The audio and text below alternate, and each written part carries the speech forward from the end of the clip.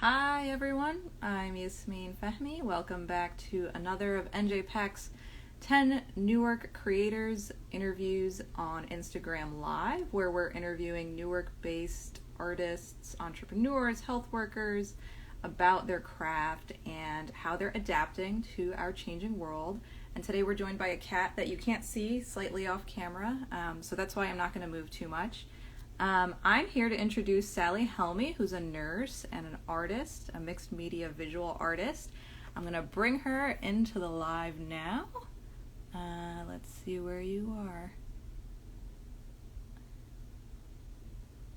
Okay, Sally to the live.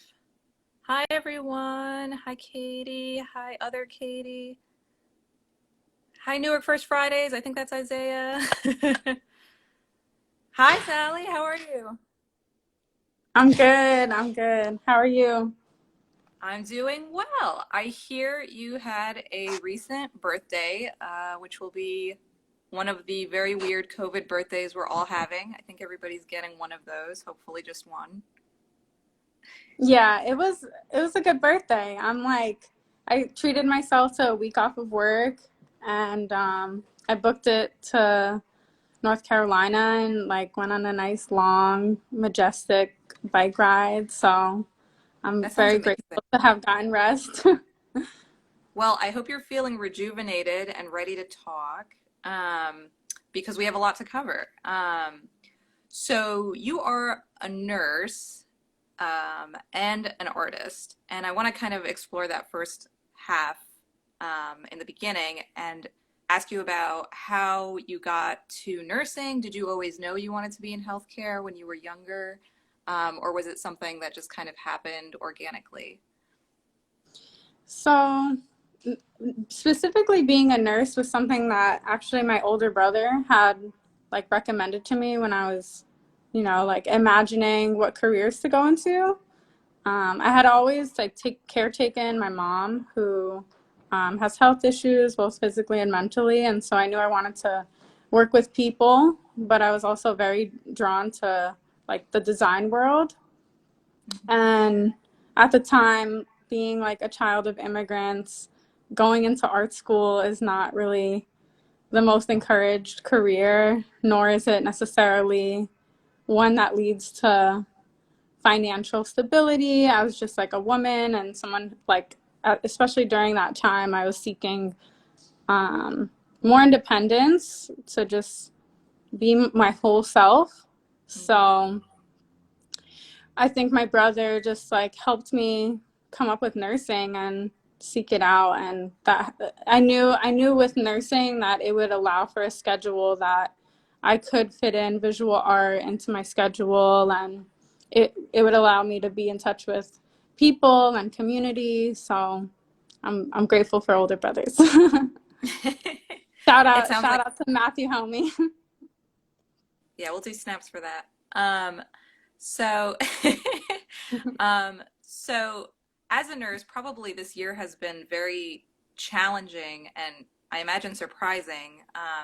Because when we were talking before we went live, you mentioned that you didn't get much training or preparation for like how to function in a pandemic and how what's expected of you and things like that. Can you talk about what that on the job learning experience was like? I think for me, I was definitely shocked, and it was very like just like so many things during the pandemic, it kind of like unveiled like really where the intentions are. So when the pandemic hit, I noticed like my hospital like was ready to like have us exploited on the front lines. Like at a very early stage, they were not giving us PPE. I was having like family members and community members and friends like mail me N95 masks because they were nowhere to be found. And at the time, only N95 masks would protect you from a COVID patient. And that was like a misunderstanding that a lot of people didn't realize. I think people thought, oh, if you have a mask on, you're good. But really, if you have a mask on, you're protecting the other person.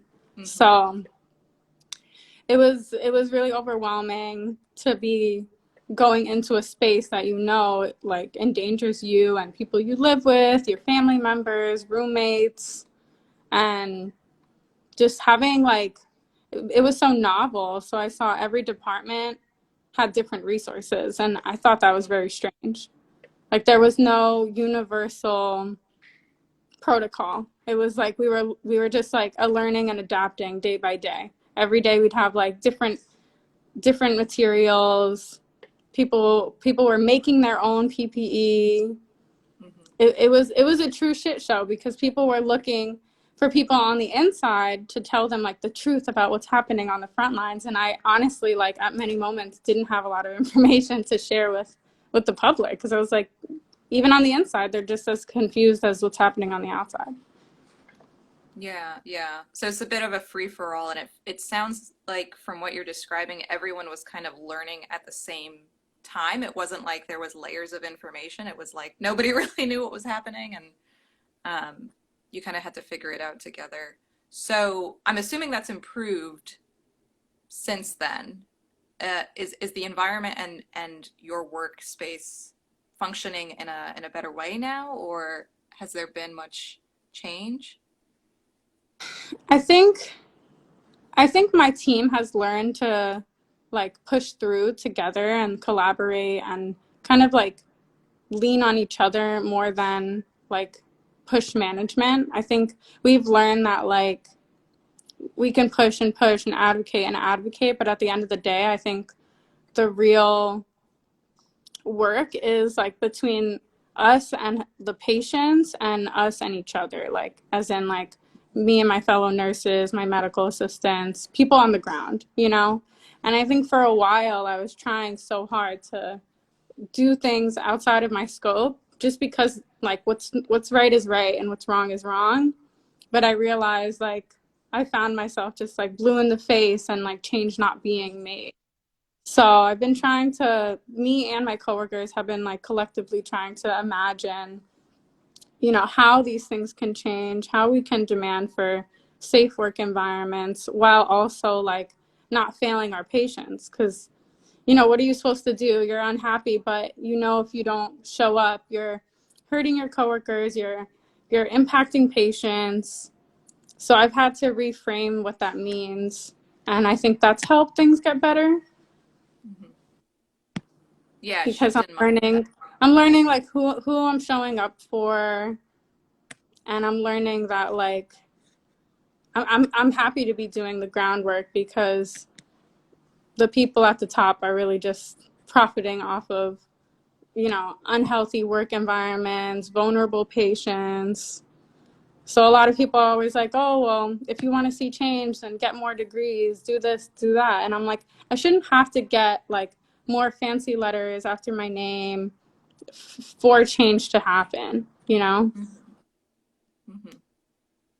It Yeah, it's hard to reflect on the the the sort of micro injustices that are happening throughout this process and throughout this pandemic and on the front lines and at homes, and I mean it's sort of appearing throughout the system, the way that domestic work is falling on women, and you know, like teachers are facing these circumstances that other people aren't facing, and it's really like starting to kind of show all the different vulnerabilities in our system, and definitely what you're describing um, fits right in with that, unfortunately.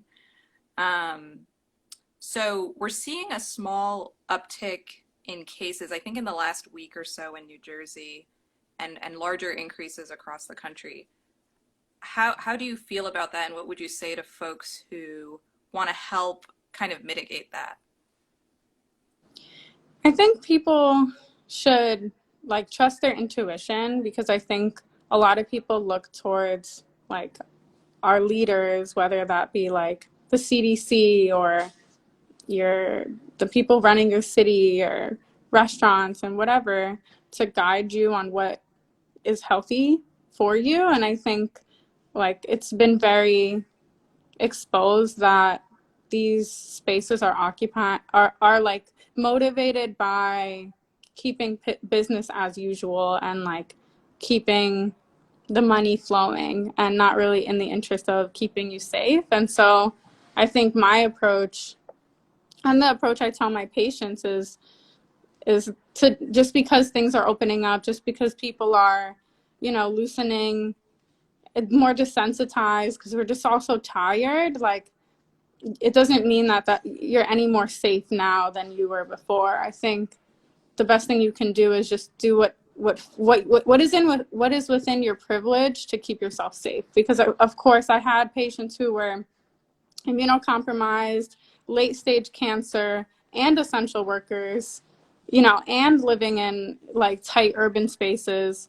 So, of course I'm not going to tell them like quit your job and quarantine at home. Of course, like, you can only do what's within your means. And so I think it's really important for folks to like step up and help our vulnerable populations. And I think try our best to not be desensitized, because, this is real life, real life and death. Like 200,000 people have died, and there's been no collective mourning. And we're okay with just saying we're tired, So I think like really looking to your community to set your own standards, because clearly our leaders have failed us, and I don't know why we keep looking to them for updates, because they're not in our favor, and they never were. Yeah, yeah. It's sort of leading from the ground up is what you're describing, and I think that is an effective way of leadership, even though some people might not recognize it or dignify it. So just know that. Um, so your creative practice obviously intersects with your healthcare work, and you've produced some projects that focus on that. Do you want to talk a little bit about those, or if you have some work in the studio, do you want to share? Yeah, I've been, I've always like incorporated and been inspired by the intimacy that the healthcare space has inspired me to narrate through a visual language. And I think in the past couple years, I've been trying to shift into like more community programming, because I think it's needed. I think in healthcare is really its own world, and often like the arts is another. And I think if public health is was more accessibly shared through palpable and digestible spaces, then it could potentially be more effective. So I've been actually in 2020, before quarantine, in February, I collaborated with an artist collective called Community, like literally come unity, and like spelled COME. I'll drop it Unity. in the comments. Unity. And Unity. we did a health and wellness event called Heal Thyself. And in that event, I had I had torn up hospital gowns into squares, and I asked people to narrate a response on the gowns, to be stitched into a bigger piece of like a reflection of the community's response. And the prompt was, when you're in physical or emotional pain, what is the kindest thing you do for yourself? So it's currently a work in progress, but here's a shot of the responses. So you can see here just like different things that community members had said. And I think it's really beautiful to archive these things, because especially when they're anonymous, I think they really serve as like transparent representations of where community is at. And similarly, the fall prior to that, I did a project with the Visual Arts Center of New Jersey, where I asked people what they wanted protection from, and I had them write responses on surgical masks, which is pretty insane to think of right now. And I haven't really been in the headspace to revisit this project, because it's just so insane that literally a pandemic happened like 6 months after. But it was interesting to even revisit it, and to think that responses like these were very common, and just Mm, where we're at in time right now. and everything with COVID and the Black Lives Matter movement and police brutality. So it's definitely a project I want to revisit, and Yeah. more work like that is what I want to like continue making time for. Yeah. Do you think that that anonymity gives people a space to voice concerns that we really don't have an outlet for right now? I don't think there's obviously not many public spaces that are accessible, um, and that kind of takes a toll on people. So, is that sort of what your goal is with the work, or with this I type of think work? it's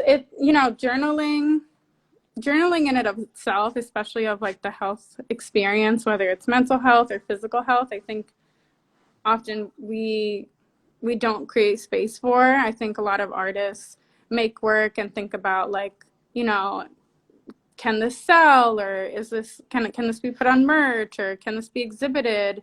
I think like for me during COVID, even just for myself, like I was going into like back to the basics of just making art because it can be therapeutic. And I think I try to prompt these questions and create that kind of simplistic space where it really is just about like your feelings or sharing knowledge, and it doesn't have to be related to like who you are. And that's why I like the anonymous aspect to it, because I think collectively all the responses really do bridge like one narrative of a community wherever that project is being kind of used in that space. So I think for me it's been really insightful to engage in visual work that is like it is beyond me and beyond my patients, but really also about like my community members.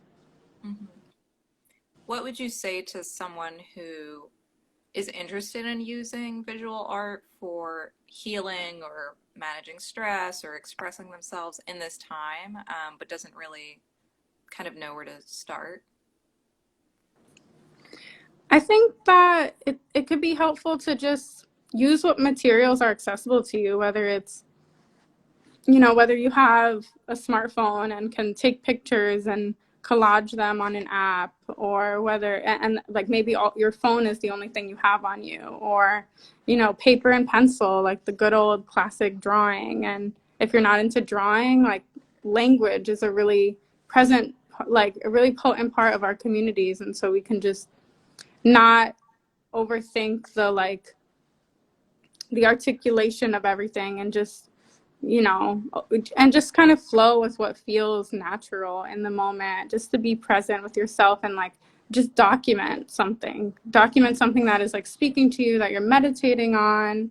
And then when you look back on it, like you really surprise yourself. Like even just coming into my studio today, I had left all these little notes and placements of things for myself that I literally forgot about, because it's just so funny how like the mind works. Like really so much happens, and like we're, especially right now, we're in a very overstimulated environment, since everything went from like 0 to 100 again.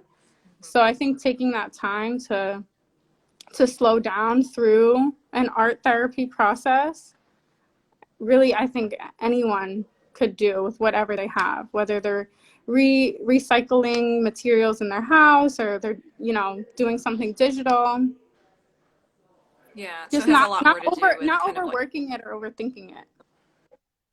yeah, following like intuition and just kind of seeing what's available. And so you're in your studio, and you mentioned these ideas that you had posted up. Are you willing to share any of them with us, or any future projects that are sort of on the back burner right now, or anything like that? Yeah, so with the hospital gowns, I was thinking about potentially making that into a book. Mm-hmm. At first, when I had imagined the idea and the concept, I wanted to stitch it all into like a quilt. But then when I was in my space last time, I thought it could be cool to stitch each response into like a page of a book. And then that can be recreated or reprinted. So that way it's like a book of like coping mechanisms that can be shared Mm-hmm. with people, whether in like a zine format, or, however is like available, you know? Mm-hmm. And then the piece behind me is also a work in progress. And it's kind of an illustration that I've been kind of building on over the past year or so, but it's it's here. Do And most of your projects span kind of a longer period of time that way, like months to years, or? yeah, I think I kind of will work on a lot of different scales of pieces, like whether it's small scale, digital photography, film photography, you know, fabrics and materials from work. And Mm-hmm. then I think when I'm ready to kind of blend them together is when I kind of like look at it as a collage approach when I'm Mm-hmm. like finalizing these pieces and works. So my process is often like pretty mixed media in the sense where I do what's accessible in that moment. So whether I'm at work and all I have is like my phone, the camera on my phone, or if I'm in another space and all I have is like the paper that and then I'll kind of go back into the studio space and try to thread the work together and understand like what I was drawn to, what intimate and sacred moment like spoke to me, because I think it's really important to share the stories that I see in like an anonymous way, Mm-hmm. because a lot of the experiences, even just in one day, are a little overwhelming. Like you see a lot of heavy and sad and unfortunate things happen, and that's just the reality of the medical industrial complex and how it really does take away from the well-being of patients. But then you can also find hope in like these moments of just like making somebody's day. Like you may not, I've learned that I may not be able to save someone's life every time, but I can have this moment and connection with them. And so a big part of my art is trying to like capture those moments of like hope, those moments of like vulnerability and connectivity, and just the experience and journey to wellness, or even like in the end of someone's life. That's It's heavy powerful. I feel stuff. like we just need to stop there. Um, you you draw a lot of inspiration from your work, from your community, from Newark. Um, have you collaborated with specific people in the Newark arts community? And are there people that you want to collaborate with or want to mentor or be mentored by? Absolutely. I think like being an Index Art Center has been in and of itself like a transformative experience of like of my own journey of having a studio space, but really being in an environment where I can collaborate. I know just like being in the studio and someone else being in their studio, just checking in on each other and validating, you know, ideas, or just being a soundboard for one another is really important. I think a lot of Mm-hmm. people doubt themselves, and a lot of people don't want to talk about like how how that affects art, you know? I think a lot of people make work and don't share it because they're not ready to have that conversation with their work and the public. And so I think when you're kind of mentored into that conversation through like safe, trusted relationships with other members of the community or artists, it can really help you get to that next level of like sharing your work and having that conversation.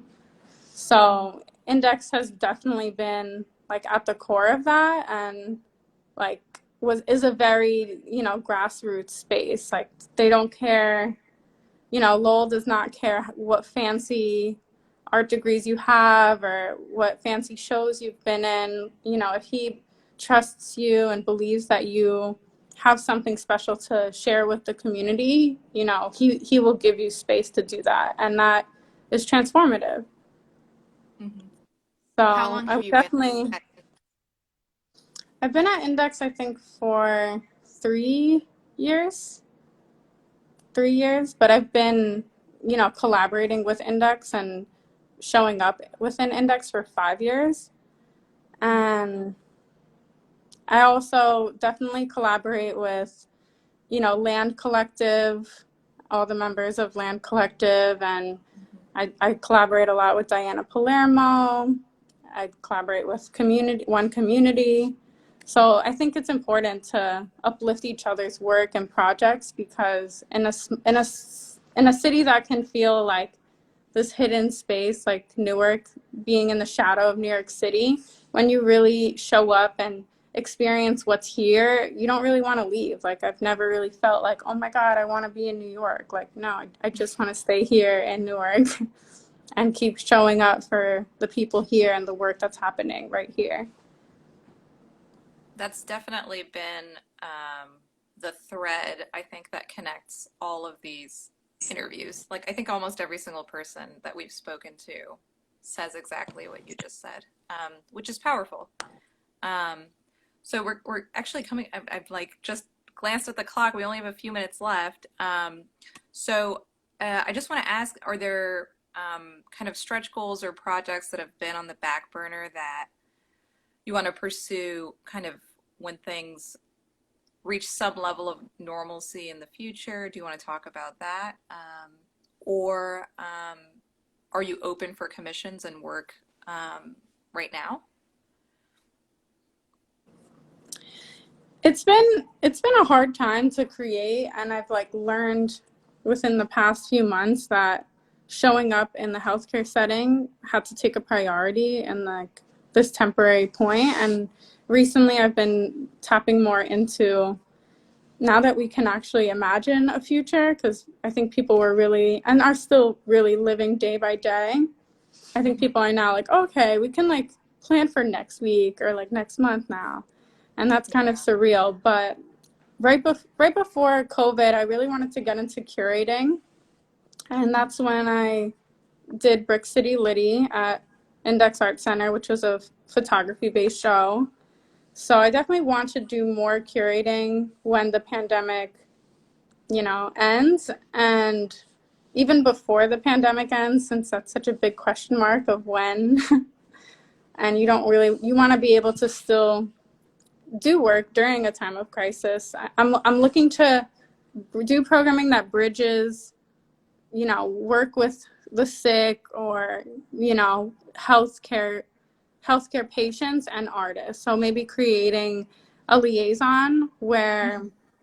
artists can participate in programming for patients. And it doesn't have to be this like thing that only exists within the hospital or only exists as a reflection in art spaces, but maybe like as the journeys go along, creating some kind of residency or exhibition that really does serve people who are documenting their disease process is Mm-hmm. something that I want to start working on in the near future.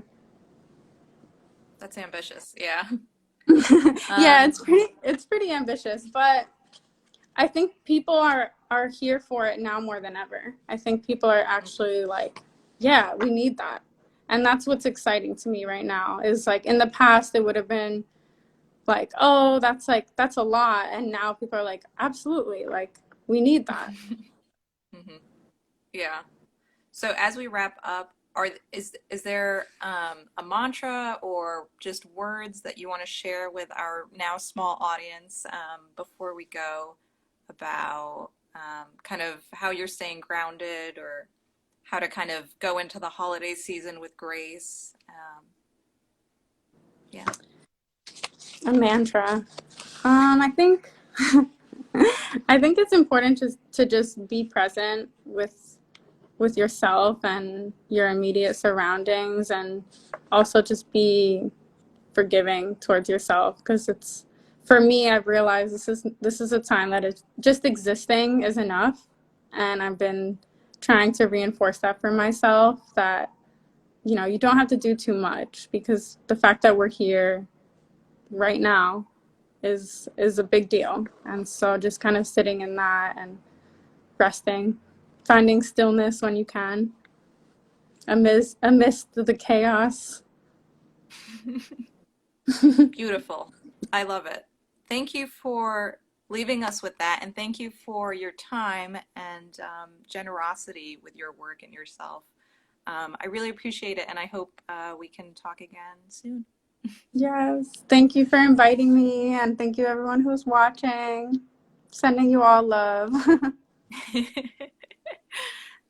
So we're off next week. So don't tune in next Tuesday at 6. Make sure you are either at your ballot box or you've already voted because next Tuesday is election day.